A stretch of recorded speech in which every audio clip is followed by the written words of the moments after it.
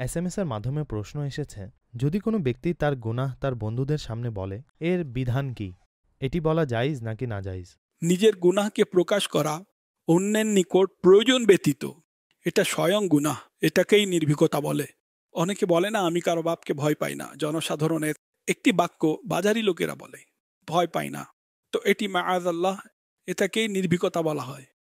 গুনাহ করা এবং গুনাহের প্রকাশ করা, একটি হলো গুনাহ হয়ে গিয়েছে, ফলে অনুশোচিত হয়েছে, লজ্জিত হয়েছে, এটাকে নির্ভীকতা বলা হবে না। নির্ভীকতা মানে বেপরোয়া, নির্ভয়, বুঝেছেন? তো এই গুনাহের প্রতি নির্ভয় হওয়া এটা অনেক বিপজ্জনক বিষয়। একটি হলো এটা, কাজে যদি কেউ কাউকে বলে তাহলে সে গুনাহগার হবে, এর তওবা করতে হবে। ভাই, আজকে ফজরের নামাজ পড়িনি, এমন হয়েছিল, চোখ খুলেনি, ঘুম ভাঙ্গেনি ইত্যাদি লোকেরা একে অপরকে বলতে থাকে।